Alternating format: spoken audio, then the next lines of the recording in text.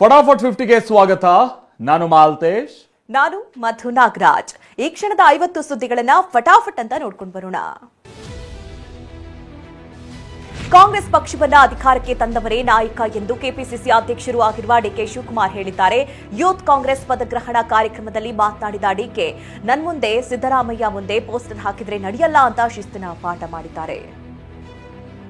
ಯಾರು ಬೂತಲ್ಲಿ ಹೆಚ್ಚು ಮತವನ್ನ ಕೊಡ್ತಾನೆ ಅವನೇ ನಾಯಕ ಹೊತ್ತು ನನ್ನ ಮುಂದೆ ಗಿರ್ಗಿಟ್ಲೆ ತಿರ್ಕೊಂಡು ಸಿದ್ದರಾಮಯ್ಯನ ಮುಂದೆ ಗಿರ್ಗಿಟ್ಲೆ ತಿರ್ಕೊಂಡು ಅವನು ನಾಯಕನಲ್ಲ.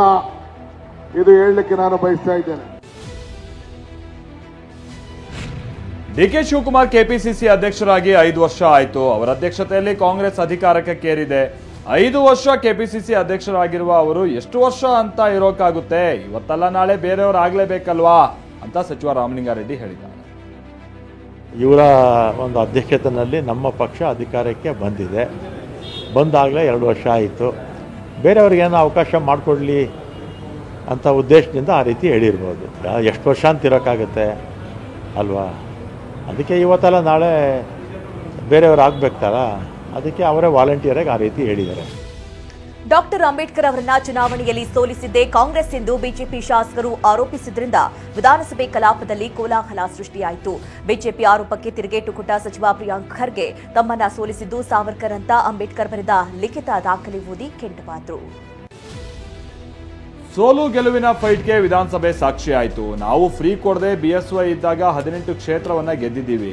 ಕಾಂಗ್ರೆಸ್ ಉಚಿತ ಕೊಟ್ಟು 3 ಗೆದ್ದಿದೆ ಅಂತ ಆರ್ ಅಶೋಕ್ ಹೇಳಿದ್ರು. ನೀವು ಆಪರೇಷನ್ ಕಮಲ ಮಾಡಿ 18 ಕ್ಷೇತ್ರ ಗೆದ್ರಿ, ಈಗ ಚುನಾವಣೆ ಆದ್ರೆ 20ಕ್ಕೆ 20 ಕ್ಷೇತ್ರ ಗೆಲ್ತೀವಿ ಅಂತ ಸಚಿವ ಜಮೀರ್ ತಿರುಗೇಟು ಕೊಟ್ಟರು. ಮುಸ್ಲಿಮರು ದೇಶದ ನಾಗರಿಕರು ಅಲ್ಲವೆಂದು ಘೋಷಿಸಿ ನೋಡೋಣ ಅಂತ ಬಿಜೆಪಿ ಶಾಸಕರಿಗೆ ಸಚಿವ ಪ್ರಿಯಾಂಕ್ ಖರ್ಗೆ ಸವಾಲೆಸೆದರು. ಕೇಂದ್ರದಲ್ಲಿ ನಿಮ್ಮದೇ ಸರ್ಕಾರ ಇದೆ, ಘೋಷಣೆ ಮಾಡಿ ನೋಡೋಣ, ಮುಸ್ಲಿಮರು ಮನುಷ್ಯರಲ್ವಾ ಅಂತ ಪ್ರಶ್ನೆ ಮಾಡಿದ್ರು. ಸರ್ಕಾರಿ ಗುತ್ತಿಗೆಯಲ್ಲಿ ಮುಸ್ಲಿಮರಿಗೆ 4% ಮೀಸಲಾತಿ ವಿಚಾರವಾಗಿ ಸಚಿವ ಸಂತೋಷ್ ಲಾಡ್ ಪ್ರತಿಕ್ರಿಯಿಸಿದ್ದಾರೆ. ಕೇಂದ್ರ ಸರ್ಕಾರ ಕೊಟ್ಟ ಮೀಸಲಾತಿ ಬಗ್ಗೆ ಚರ್ಚೆ ಆಗಲಿ, ಈ ರೀತಿ ಹೋರಾಟದ ಬಗ್ಗೆ ಚರ್ಚೆ ಆಗಬೇಕಿದೆ ಅಂತ ಹೇಳಿದ್ದಾರೆ. ಬಿಜೆಪಿ ಒಳಗೆ ಜಿಹಾದ್ ನಡೀತಾ ಇದೆ ಅಂತ ಸಚಿವ ಪ್ರಿಯಾಂಕ್ ಖರ್ಗೆ ಹೇಳಿದ್ದಾರೆ. ಬಿಜೆಪಿ ಶಾಸಕ ಯತ್ನಾಳ್ ಜಟ್ಕಾ ಕಟ್ ಕೊಟ್ರೆ ರೇಣುಕಾಚಾರ್ಯ ಹಲಾಲ್ ಕಟ್ ಕೊಡ್ತಿದ್ದಾರೆ. ಸದನವನ್ನ ತಪ್ಪು ದಾರಿಗೆ ಎಳೆದು ಜನರನ್ನ ದಾರಿ ತಪ್ಪಿಸಬೇಡಿ ಅಂತಿದ್ದಾರೆ. ಕರಿಮಣಿ ಮಾಲೀಕ ಯಾರು ಎಂದಿದ್ದ ಅಶೋಕ್ ಮತ್ತು ಸುನಿಲ್ ಕುಮಾರ್ಗೆ ಸಿಎಂ ಸಿದ್ದರಾಮಯ್ಯ ಸದನದಲ್ಲೇ ಕೌಂಟರ್ ಕೊಟ್ಟರು. ಹೀನ ಮಾತುಗಳ ಅಭಿರುಚಿ ಅಂತ ಬಿಜೆಪಿ ಶಾಸಕರಿಗೆ ತಿವಿದಿದ್ದಾರೆ. ಆರ್ ಅಶೋಕ್ ಮತ್ತು ಸುನಿಲ್ ಕುಮಾರ್ರಿಂದ ಇಂಥ ಮಾತುಗಳನ್ನ ನಿರೀಕ್ಷಿಸಿರಲಿಲ್ಲ ಅಂತ ಹೇಳಿದ್ದಾರೆ. 5 ವರ್ಷ ಯಾವುದೇ ಗ್ಯಾರಂಟಿ ಯೋಜನೆ ನಿಲ್ಲಿಸಲ್ಲ ಅಂತ ಸಿಎಂ ಸಿದ್ದರಾಮಯ್ಯ ಭರವಸೆ ಕೊಟ್ಟಿದ್ದಾರೆ. ಗ್ಯಾರಂಟಿಗೆ ಸರ್ಕಾರ ಮಾಡ್ತಾ ಇರೋ ಖರ್ಚು ವೆಚ್ಚದ ನಿವಾರಣೆಯನ್ನ ಸದನಕ್ಕೆ ಸಿಎಂ ನೀಡಿದ್ದಾರೆ. ನೀವು ಸಿಎಂ ಆಗಬೇಕು ಅಂತ ಆಸೆ ಇಟ್ಕೊಂಡವರು ಸದನದಲ್ಲಿ ಸುಳ್ಳು ಹೇಳಬಾರ್ದು ಅಂತ ಯತ್ನಾಳ್ಗೆ ಮುಖ್ಯಮಂತ್ರಿ ಕಾಲೆಳೆದಂತ ಪ್ರಸಂಗ ನಡೀತು. ನಾನು ಯಾಕೆ ಸಿಎಂ ಆಗಬಾರ್ದು ಅಂತ ಯತ್ನಾಳ್ ಪ್ರಶ್ನಿಸಿದ್ರು. ಅಪ್ಪ ಆದ್ರೆ ಮಗ ಆಗ್ಬೇಕು ಅಂತಿದ್ಯಾ ಅಂತ ಪರೋಕ್ಷವಾಗಿ ವಿಜಯೇಂದ್ರ ಅವರನ್ನೇ ಕುಟುಕಿದ್ರು. ಬಿಜೆಪಿ ವಿರುದ್ಧ ಸದನದಲ್ಲಿ ಸಿಎಂ ಸಿದ್ದರಾಮಯ್ಯ ವಾಗ್ದಾಳಿ ನಡೆಸಿದ್ದಾರೆ. ಜನರ ಆಶೀರ್ವಾದದಿಂದ ಯಾವತ್ತೂ ಬಿಜೆಪಿ ಅಧಿಕಾರಕ್ಕೇರಿಲ್ಲ. ಆಪರೇಷನ್ ಕಮಲ ಶಾಸಕರ ಖರೀದಿಸುವ ಮೂಲಕ ಬಂದಿದ್ದೆ. ನೀವು ಎಷ್ಟೇ ಸುಳ್ಳು ಹೇಳಿದ್ರು ಬೈ ಎಲೆಕ್ಷನ್ ಗೆದ್ವಿ. ಇಬ್ರು ಮಾಜಿ ಸಿಎಂ ಮಕ್ಕಳು ಬೈ ಎಲೆಕ್ಷನ್ ನಲ್ಲಿ ಸೋತ್ರು ಅಂತ ಕುಟುಕಿದ್ದಾರೆ. ರಾಜ್ಯ ಯುವ ಕಾಂಗ್ರೆಸ್ ಅಧ್ಯಕ್ಷರ ಪದಗ್ರಹಣ ಕಾರ್ಯಕ್ರಮ ಬೆಂಗಳೂರು ಅರಮನೆ ಮೈದಾನದಲ್ಲಿ ನಡೆಯಿತು. ಕೆಪಿಸಿಸಿ ಅಧ್ಯಕ್ಷರು ಆದ ಡಿಸಿಎಂ ಡಿಕೆ ಶಿವಕುಮಾರ್ ನೂತನ ಅಧ್ಯಕ್ಷರು ಹಾಗೆ ಪದಾಧಿಕಾರಿಗಳಿಗೆ ಪ್ರತಿಜ್ಞಾವಿಧಿ ಬೋಧಿಸಿದ್ರು. ನೂತನ ಅಧ್ಯಕ್ಷ ಎಚ್ಎಸ್ ಮಂಜುನಾಥ್ಗೆ ನಲಪಾಡ್ ಧ್ವಜವನ್ನ ಹಸ್ತಾಂತರಿಸಿದರು. ಬೆಂಗಳೂರಿನ ಗಾಂಧಿನಗರದ ಹೋಟೆಲ್ ಒಂದರ ಬಳಿ ನಿಲ್ಲಿಸಿದ್ದಂತ ಕಾರ್ನ 4 ಚಕ್ರಗಳನ್ನ ಖದೀಮರು ಕಳವು ಮಾಡಿದ್ದಾರೆ. ಬೆಳಗಿನ ಜಾವ 3 ಗಂಟೆ ಸುಮಾರಿಗೆ ಈ ಕೈಚಳಕ ತೋರಿದ್ದಾರೆ. ಹುಬ್ಬಳ್ಳಿಯ ಗೋವಿಂದಗೌಡ ಅನ್ನೋರಿಗೆ ಸೇರಿದ ಕಾರು ಇದಾಗಿದೆ. ರಾಜ್ಯದಲ್ಲಿ ನಟಿ ರಣ್ಯಾ ರಾವ್ ಕೇಸ್ನಲ್ಲಿ ಸಚಿವರ ಪಾತ್ರ ಇರುವ ಬಗ್ಗೆ ಹಲವು ಸಂಗತಿಗಳು ಕೇಳಿಬರ್ತಾ ಇದೆ ಅಂತ ವಿಪಕ್ಷ ನಾಯಕ ಆರ್ ಅಶೋಕ್ ಆರೋಪಿಸಿದ್ದಾರೆ. ಈ ಕೇಸ್ನಿಂದ ನುಣುಚ್ಕೊಳ್ತಾ ಇರೋದನ್ನ ನೋಡಿದ್ರೆ ಸರ್ಕಾರ ಶಾಮೀಲಾಗಿದೆ ಅಂತ ಅರ್ಥ ಅಂತ ಆರೋಪಿಸಿದ್ದಾರೆ. ರಣ್ಯಾ ಸಂಪರ್ಕದಲ್ಲಿದ್ದ ಸಚಿವರ ಹೆಸರು ಹೇಳ್ತೇನೆಂಬ ಯತ್ನಾಳ್ ಹೇಳಿಕೆಗೆ ಆರ್ ಅಶೋಕ್ ಪ್ರತಿಕ್ರಿಯಿಸಿದ್ದಾರೆ. ಶಾಸಕ ಬಸನಗೌಡ ಯತ್ನಾಳ್ ಜೊತೆ ನಾನು ಚರ್ಚೆ ಮಾಡ್ತೇನೆ, ಆ ಸಚಿವರು ಯಾರೆಂದು ರಾಜ್ಯ ಸರ್ಕಾರ ಬಹಿರಂಗಪಡಿಸಬೇಕು ಅಂತ ಆಗ್ರಹಿಸಿದ್ದಾರೆ. ಡಿಆರ್ಐಗೆ ಗೊತ್ತಿಲ್ಲದ್ದು, ಸಿಬಿಐಗೆ ಗೊತ್ತಿಲ್ಲದ್ದು, ಯತ್ನಾಳ್ಗೆ ಬಿಜೆಪಿಗೆ ಗೊತ್ತಿದ್ರೆ ಧಾರಾಳವಾಗಿ ಹೇಳಲಿ ಅಂತ ಸಚಿವ ಪ್ರಿಯಾಂಕ್ ಖರ್ಗೆ ಸವಾಲ್ ಹಾಕಿದ್ದಾರೆ. ದಾಖಲೆ ಇಟ್ಟು ಯತ್ನಾಳ್ ಹೇಳಿ, ಸುಮ್ಮನೆ ಗಾಳಿಲೆಲ್ಲ ಗುಂಡು ಹಾಕೋದು ಬೇಡ ಅಂತ ವಾಗ್ದಾಳಿ ನಡೆಸಿದ್ದಾರೆ. ರಣ್ಯಾ ಕೇಸ್ನಲ್ಲಿ ಸಚಿವರು ಇದ್ದಾರೆಂಬ ಯತ್ನಾಳ್ ಹೇಳಿಕೆಗೆ ಸಚಿವ ಎಂಬಿ ಪಾಟೀಲ್ ಪ್ರತಿಕ್ರಿಯಿಸಿದ್ದಾರೆ. ತಾಕತ್ತಿದ್ರೆ ಇವತ್ತೇ ಸಚಿವರ ಹೆಸರನ್ನ ಬಹಿರಂಗಪಡಿಸಲಿ, ಸುಮ್ಮನೆ ಗಾಳಿಯಲ್ಲಿ ಗುಂಡು ಹೊಡೆಯೋದು ಬೇಡ ಅಂತ ಅಂದಿದ್ದಾರೆ. ಯಾರ್ಯಾರು ಕೇಂದ್ರ ಸಚಿವರು ನಮ್ಮವರು ಭಾಗಿಯಾಗಿದ್ದಾರೆಂದು ಹೇಳಲಿ ಅಂತ ಸವಾಲ್ ಹಾಕಿದ್ದಾರೆ. ಗೋಲ್ಡ್ ಸ್ಮಗ್ಲಿಂಗ್ ಕೇಸ್ನಲ್ಲಿ ದುಬೈ ಮಾತ್ರ ಅಲ್ಲ, ರನ್ಯಾಗೆ ಬ್ಯಾಂಕಾಕ್ ನಂಟು ಕೂಡ ಇದೆ. ಈ ಬಗ್ಗೆ ನಟಿ ರನ್ಯಾ ಗೆಳೆಯ ತರುಣ್ ರಾಜ್ ಬ್ಯಾಂಕಾಕ್ ಸ್ಟೋರಿ ಬಿಚ್ಚಿಟ್ಟಿದ್ದಾರೆ. ರನ್ಯಾಗೆ ಬ್ಯಾಂಕಾಕ್ ಡೀಲರ್ಸ್ ಪರಿಚಯ ಇದೆ. ತನ್ನ ಕುಟುಂಬದಿಂದ ಜಿನೀವಾ ಡೀಲರ್ಗಳ ಪರಿಚಯ ಹೊಂದಿದ್ದಾಳೆ ಅಂತ ಅಧಿಕಾರಿಗಳ ಮುಂದೆ ತರುಣ್ ಸ್ಫೋಟಕ ಹೇಳಿಕೆ ಕೊಟ್ಟಿದ್ದಾನೆ. ಏಪ್ರಿಲ್ನಲ್ಲಿ ಜಿನೀವಾ ಬ್ಯಾಂಕಾಕ್ನಲ್ಲಿ ನಟಿ ರನ್ಯಾ ರಾವ್ ಚಿನ್ನವನ್ನ ಖರೀದಿ ಮಾಡ್ತಾ ಇದ್ಲು. ಚಿನ್ನವನ್ನ ಜಿನೀವಾಗೆ ತೆಗೆದುಕೊಂಡು ಹೋಗಲು ಕಸ್ಟಮ್ಸ್ ಅಧಿಕಾರಿ ಬಳಿ ನನ್ನ ಹೆಸರಲ್ಲಿ ರನ್ಯಾ ಡಿಕ್ಲರೇಷನ್ ಕೊಡ್ತಾ ಇದ್ಲು ಅಂತ ವಿಚಾರಣೆ ವೇಳೆ ಆರೋಪಿ ತರುಣ್ ರಾಜ್ ಹೇಳಿಕೊಂಡಿದ್ದಾನೆ. ದುಬೈನಲ್ಲಿ ರನ್ಯಾ ತರುಣ್ ರಾಜ್ ವಿರಾಟ್ ಡೈಮಂಡ್ಸ್ ಹೆಸರಿನ ಕಂಪನಿಯನ್ನ ತೆರೆದಿದ್ದರು. ಆಕೆ ಕಾಲೇಜು ದಿನಗಳಿಂದ ನನಗೆ ಸ್ನೇಹಿತೆ. ದುಬೈ ರನ್ಯಾ ಏಕೈಕ ಹೂಡಿಕೆದಾರರು. ದುಬೈನಲ್ಲಿ ರನ್ಯಾ ಆಕೆ ಒಬ್ಬಳೇ ಹೂಡಿಕೆದಾರರು. ನಾನು ಕಾರ್ಯನಿರತ ಪಾಲುದಾರ ಅಷ್ಟೇ. ದುಬೈ ಡೀಲರ್ ಚಿನ್ನ ಪೂರೈಸದೆ 1.7 ಕೋಟಿ ಮೋಸ ಮಾಡಿದ್ದ. ಆಗ ಹವಾಲಾದಿಂದ ರನ್ಯಾ ಹಣ ತರಿಸಿಕೊಂಡಿದ್ಲು ಅಂತ ತರುಣ್ ರಾಜ್ ಬಾಯ್ಬಿಟ್ಟಿದ್ದಾರೆ. ಮೈಸೂರು ಜಿಲ್ಲೆ ಸಿಂಗನಮಾರನಹಳ್ಳಿ ಪಂಚಾಯಿತಿ ಪಿಡಿಒ ಮಂಜುಳಾ ಲಂಚಾವತಾರದ ವಿಡಿಯೋ ವೈರಲ್ ಆಗಿದೆ. ಈ ಸ್ವತ್ತಿಗೆ ಪಿಡಿಒ ಸೂಚನೆ ಮೇರೆಗೆ ಗ್ರಾಮ ಪಂಚಾಯಿತಿ ಕಾರ್ಯದರ್ಶಿ ಚಂದ್ರಯ್ಯ ಎಂಬಾತ 15,000 ಲಂಚಕ್ಕೆ ಡಿಮಾಂಡ್ ಮಾಡಿದ್ದಾರೆ. ಮುಂಗಡವಾಗಿ 1,000 ಲಂಚ ಪಡೆಯುವ ವಿಡಿಯೋ ವೈರಲ್ ಆಗಿದೆ. ಕೋಲಾರದಲ್ಲಿ ಕಲ್ಲು ಕ್ರಷರ್ ಬ್ಲಾಸ್ಟಿಂಗ್ ವೇಳೆ ಬಂಡೆ ಬಿದ್ದು ಓರ್ವ ಸಾವನ್ನಪ್ಪಿದ್ದಾರೆ.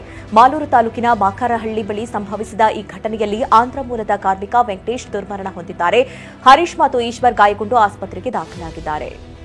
ಬಿಎಂಆರ್ಸಿಎಲ್ ಟ್ರೈನ್ ಆಪರೇಟರ್ ಹುದ್ದೆಗೆ ಅನ್ಯ ಭಾಷಿಕರಿಗೆ ಮಣೆ ಹಾಕಿದೆ ಅನ್ನುವಂಥ ವಿಚಾರವಾಗಿ ಕರವೇ ಖಂಡಿಸಿದೆ. ಸೋಷಿಯಲ್ ಮೀಡಿಯಾ ಪೋಸ್ಟ್ ಮುಖೇನವಾಗಿ ಕರವೇ ರಾಜ್ಯಾಧ್ಯಕ್ಷ ನಾರಾಯಣಗೌಡ ಕಿಡಿಕಾರಿದ್ದಾರೆ. ನಮ್ಮ ಮೆಟ್ರೋ ಹೊರಡಿಸಿರುವ ಅಧಿಸೂಚನೆ ಹಿಂಪಡಿಬೇಕು, ಇಲ್ಲದೆ ಹೋದರೆ ಉಗ್ರ ಹೋರಾಟ ನಡೆಸುವ ಎಚ್ಚರಿಕೆಯನ್ನ ನೀಡಿದ್ದಾರೆ. ವೃದ್ಧ ತಂದೆ ತಾಯಿಯನ್ನ ನೋಡಿಕೊಳ್ಳದೇ ಇದ್ರೆ ಮಕ್ಕಳಿಗೆ ಆಸ್ತಿ ವರ್ಗಾವಣೆ ರದ್ದು ಮಾಡುವಂತೆ ಸರ್ಕಾರ ಸೂಚನೆ ಕೊಟ್ಟಿದೆ. ಬೆಳಗಾವಿ ಬಿಐಎಂಎಸ್ ಆಸ್ಪತ್ರೆಯಲ್ಲಿ 150ಕ್ಕೂ ಹೆಚ್ಚು ವೃದ್ಧರನ್ನ ಮಕ್ಕಳು ಬಿಟ್ಟು ಹೋಗಿದ್ರು. ಇತರೆ ಸಂಸ್ಥೆಗಳಲ್ಲಿ 100ಕ್ಕೂ ಹೆಚ್ಚು ಕೇಸ್ ಬೆಳಕಿಗೆ ಬಂದ ಹಿನ್ನೆಲೆ ವಿಲ್ ಮತ್ತು ಆಸ್ತಿ ವರ್ಗಾವಣೆ ರದ್ದುಗೊಳಿಸುವಂತೆ ಸರ್ಕಾರ ಆದೇಶಿಸಿದೆ. ಇಂಥ ಪ್ರಕರಣ ಕಂಡು ಬಂದ ಕೂಡಲೇ ದೂರು ಸಲ್ಲಿಸುವಂತೆ ವೈದ್ಯಕೀಯ ಶಿಕ್ಷಣ ಇಲಾಖೆ ವ್ಯಾಪ್ತಿಯ ಆಸ್ಪತ್ರೆ ನಿರ್ದೇಶಕರಿಗೆ ಡಾಕ್ಟರ್ ಶರಣಪ್ರಕಾಶ್ ಪಾಟೀಲ್ ಸೂಚಿಸಿದ್ದಾರೆ. ಅಲ್ಲದೆ ನೊಂದ ಪೋಷಕರಿಗೂ ಕರೆ ಮಾಡಿ ಸಚಿವರು ಮಾತನಾಡಿದ್ದಾರೆ. ತಮ್ಮ ಬೆಂಬಲಕ್ಕೆ ಸರ್ಕಾರ ಇರುತ್ತೆ ಅಂತ ಅಭಯ ನೀಡಿದ್ದಾರೆ.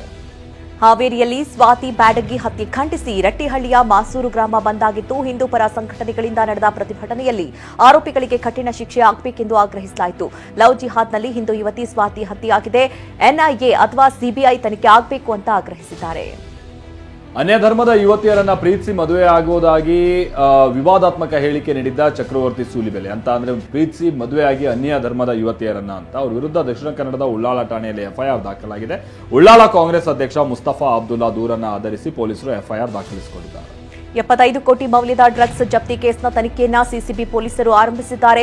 ಮಾದಕ ದ್ರವ್ಯ ನಿಯಂತ್ರಣ ಘಟಕಕ್ಕೆ ಸಿಸಿಬಿ ಮಾಹಿತಿ ಕೊಟ್ಟಿದ್ದು ಮುಂದಿನ ವಾರ ಮಂಗಳೂರಿಗೆ ಭೇಟಿ ನೀಡಲಿದೆ. ಎನ್ಸಿಬಿ ಬೆಂಗಳೂರಿನಲ್ಲಿ ನಿನ್ನೆ 75 ಕೋಟಿ ಮೌಲ್ಯದ ಡ್ರಗ್ಸ್ ಜಪ್ತಿಯಾಗಿತ್ತು. ಟಿವಿ9 ವರದಿ ಬೆನ್ನಲ್ಲೇ ಕಲಬುರಗಿಯ ಅಫಜಲ್ಪುರದ ಗಾಣಗಾಪುರದ ದತ್ತಾತ್ರೇಯ ದೇಗುಲದ ಬಳಿಯ ಭೀಮಾ ನದಿ ಸ್ವಚ್ಛತಾ ಕಾರ್ಯ ನಡೆಸಲಾಗ್ತಾ ಇದೆ. ಪವಿತ್ರ ಪುಣ್ಯ ಕ್ಷೇತ್ರಗಳಲ್ಲಿ ಶ್ಯಾಂಪೂ, ಸೋಪು ಬಳಕೆ ನಿಷೇಧದ ಬಳಿಕ ಮಾರ್ಚ್ 12ರಂದು ನದಿಯ ಬಳಿ ಟಿವಿ9 ವರದಿ ಮಾಡಿತ್ತು. ಈಗ ನದಿಯಲ್ಲಿ ಭಕ್ತರು ಎಸೆದಿದ್ದಂಥ ಬಟ್ಟೆ, ತೆಂಗಿನಕಾಯಿಯಂತ ಗಲೀಜುಗಳನ್ನು ಸ್ವಚ್ಛಗೊಳಿಸಲಾಗ್ತಾ ಇದೆ. ವಾರಣಾಸಿಯ ಗಂಗಾರತಿ ಮಾದರಿಯಲ್ಲೇ ಮಾರ್ಚ್ 21ರಂದು ಬೆಂಗಳೂರಿನ ಸ್ಯಾಂಕಿಕೆರೆಯಲ್ಲಿ ಕಾವೇರಿ ಆರತಿ ನಡೆಸುವುದಕ್ಕೆ ಜಲಮಂಡಳಿ ಸಜ್ಜಾಗಿದೆ. ತಲಕಾವೇರಿಯಿಂದ ನೀರು ತಂದು ವಿತರಿಸಲು ಪ್ಲಾನ್ ಮಾಡಿದೆ. ಸ್ಯಾಂಕಿಕೆರೆ ಅಂಗಳದಲ್ಲಿ ವೇದಿಕೆ, ಲೈಟಿಂಗ್ಸ್ ಹಾಕಿ ತಯಾರಿ ನಡೆಸಲಾಗಿದೆ. ಕಾವೇರಿ ಆರತಿಗೆ ಪರಿಸರ ಪ್ರೇಮಿಗಳು ತೀವ್ರ ವಿರೋಧ ವ್ಯಕ್ತಪಡಿಸಿದ್ದಾರೆ. ಬೆಂಗಳೂರಿನಲ್ಲಿ ಕೆರೆಗಳನ್ನು ಸ್ವಚ್ಛತೆ ಮಾಡಿ, ಸಂರಕ್ಷಣೆ ಮಾಡಿ, ಪೂಜೆ ಹೆಸರಲ್ಲಿ 10,000 ಜನ ಸೇರಿದ್ರೆ ಸ್ವಚ್ಛತೆಯು ಹಾಳಾಗೋಗುತ್ತೆ. ಗಣೇಶ ಹಬ್ಬದಲ್ಲೇ ತಿಂಗಳುಗಟ್ಟಲೆ ಕೆರೆಯನ್ನ ಕ್ಲೀನ್ ಮಾಡ್ತಾರೆ. ಕಾವೇರಿ ಆರತಿ ಬದಲು ಕೆರೆ ರಕ್ಷಣೆ ಮಾಡೋ ಕೆಲಸ ಮಾಡಿ ಅಂತ ಆಗ್ರಹಿಸಿದ್ದಾರೆ. ಸರ್ಕಾರದಿಂದ ಕಾವೇರಿ ಆರತಿ ಕಾರ್ಯಕ್ರಮದ ಬಗ್ಗೆ ಬಿಜೆಪಿ ಶಾಸಕ ಅರಗ ಜ್ಞಾನೇಂದ್ರ ಕಿಡಿಕಾರಿದ್ದಾರೆ. ಗಂಗೆಯಲ್ಲಿ ಹೋಗಿ ಮುಳುಗೆದ್ದು ಬರ್ತಾರೆ, ಆದರೆ 300 ಶಾಲಾ ಕಾಲೇಜುಗಳನ್ನು ಮುಸಲ್ಮಾನರಿಗೆ ತೆರೀತಾ ಇದ್ದಾರೆ. ಇದು ಕಾಂಗ್ರೆಸ್ ಸರ್ಕಾರದ ಮುಸ್ಲಿಂ ತುಷ್ಟೀಕರಣ ಅಂತ ಹೇಳಿದ್ದಾರೆ. ಮಹಾರಾಷ್ಟ್ರದ ಛತ್ರಪತಿ ಸಂಭಾಜಿನಗರದಲ್ಲಿರುವಂತಹ ಔರಂಗಜೇಬ್ ಗೊಮ್ಮಟ ತೆರವಿಗೆ ಆಗ್ರಹಿಸಿ ಹಿಂದೂ ಸಂಘಟನೆಗಳು ಪ್ರತಿಭಟನೆ ಆರಂಭಿಸಿವೆ. ಕುಲ್ದಾಬಾದ್ನಲ್ಲಿರುವಂತಹ ಗೊಮ್ಮಟ ತೆರವುಗೊಳಿಸದೆ ಹೋದರೆ ಬಾಬ್ರಿ ಮಸೀದಿ ರೀತಿಯಲ್ಲಿ ಗೊಮ್ಮಟವನ್ನ ಧ್ವಂಸಗೊಳಿಸ್ತೀವಿ ಅಂತ ವಿಶ್ವ ಹಿಂದೂ ಪರಿಷತ್ ಬಜರಂಗ್ ದಳ ಎಚ್ಚರಿಸಿದೆ. ಕೇಂದ್ರ ಅಂತಾರಾಷ್ಟ್ರೀಯ ಬಾಹ್ಯಾಕಾಶ ಕೇಂದ್ರದಲ್ಲಿರುವ ಸುನಿತಾ ವಿಲಿಯಮ್ಸ್ ಭೂಮಿಗೆ ಬರೋ ದಿನಾಂಕ ಫಿಕ್ಸ್ ಆಗಿದೆ. ಬುಧವಾರ ಭಾರತೀಯ ಕಾಲಮಾನ ಬೆಳಗಿನ ಜಾವ 3:27ಕ್ಕೆ ಫ್ಲೋರಿಡಾಗೆ ಆಗಮಿಸಲಿದ್ದಾರೆ. ನಾಡಿನಲ್ಲಿ ದಿವಂಗತ ಪುನೀತ್ ರಾಜ್ಕುಮಾರ್ 50ನೇ ಜನ್ಮದಿನಾಚರಣೆ ಆಚರಿಸಲಾಗ್ತಾ ಇದೆ. ಈ ಹಿನ್ನೆಲೆಯಲ್ಲಿ ಅಪ್ಪು ಸಮಾಧಿಗೆ ಅಶ್ವಿನಿ ಪುನೀತ್ ರಾಜ್ಕುಮಾರ್ ಮಕ್ಕಳಾದ ಧೃತಿ ಮತ್ತು ವಂದಿತಾ ಪೂಜೆ ಸಲ್ಲಿಸಿದರು. ಪದ್ಯ ನೆನೆದು ಅಶ್ವಿನಿ ಪುನೀತ್ ರಾಜ್ಕುಮಾರ್ ಭಾವುಕರಾದರು. ನಟ ಪುನೀತ್ ಸಮಾಧಿಗೆ ಅಣ್ಣ ರಾಘವೇಂದ್ರ ರಾಜ್ಕುಮಾರ್, ಯುವರಾಜ್ಕುಮಾರ್ ಸೇರಿ ದೊಡ್ಡಮನೆ ಕುಟುಂಬ ಪೂಜೆಯನ್ನ ಸಲ್ಲಿಸಿತು. ಮುಂಜಾನೆಯಿಂದಲೇ ಅಪಾರ ಅಭಿಮಾನಿಗಳು ಅಪ್ಪು ಸ್ಮರಣೆ ಮಾಡಿದ್ರು. ಅಭಿಮಾನಿಗಳು ಅನ್ನದಾನ, ರಕ್ತದಾನ ಮಾಡ್ತಿದ್ದಾರೆ. ಪುನೀತ್ ರಾಜ್ಕುಮಾರ್ ನೆನೆದು ಅಕ್ಕ ಲಕ್ಷ್ಮೀ ಗೋವಿಂದರಾಜ್ ಕಣ್ಣೀರು ಹಾಕಿದ್ದಾರೆ. ತಮ್ಮನ ಸಮಾಧಿಗೆ ಪೂಜೆ ಸಲ್ಲಿಸಿದ ಅವರು ಭಾವುಕರಾದರು. ಅಪ್ಪುಗೆ ಇಷ್ಟಾರ್ಥದ ತಿಂಡಿ ತಿನಿಸು ಇಟ್ಟು ಪೂಜೆ ಸಲ್ಲಿಸಿದ ಬಳಿಕ ಕಣ್ಣೀರು ಹಾಕಿದ್ರು ಲಕ್ಷ್ಮಿ. ಪವರ್ ಸ್ಟಾರ್ ಪುನೀತ್ ರಾಜ್ಕುಮಾರ್ 50ನೇ ಹುಟ್ಟುಹಬ್ಬ ಹಿನ್ನೆಲೆ ಸಮಾಧಿಗೆ ಅಭಿಮಾನಿಗಳ ಸಾಗರವೇ ಹರಿದು ಬಂದಿತ್ತು. 5,000 ಫ್ಯಾನ್ಸ್ಗಳಿಗಾಗಿ ಊಟ, ಸಿಹಿ ಜೊತೆಗೆ ಮಜ್ಜಿಗೆ ವ್ಯವಸ್ಥೆ ಮಾಡಲಾಗಿತ್ತು. 25,000 ನಂದಿನಿ ಮಜ್ಜಿಗೆ ಪ್ಯಾಕೆಟ್, 10,000 ನಂದಿನಿ ಪೇಡ ವ್ಯವಸ್ಥೆ ಇತ್ತು. ಡಾಕ್ಟರ್ ಪುನೀತ್ ರಾಜ್ಕುಮಾರ್ ನಡತೆ ಗುಣಕ್ಕೆ ನಾನು ಯಾವಾಗಲೂ ಅಭಿಮಾನಿ ಅಂತ ನಟಿ ನಿರೂಪಕಿ ಅನುಶ್ರೀ ಹೇಳಿದ್ದಾರೆ. ಅವರದ್ದು ಅನ್ನ ಹಾಕಿದ ಕೈ, ಆಕಾಶ ನೋಡದೇ ಇರೋ ಕೈ. ಅದಕ್ಕಾಗಿ ಇವತ್ತಿಗೂ ಅಭಿಮಾನಿಗಳು ಪ್ರೀತಿಯಿಂದ ಅವರನ್ನ ಕೊಂಡಾಡ್ತಾ ಇದ್ದಾರೆ ಅಂತ TV9ಗೆ ಹೇಳಿದ್ದಾರೆ.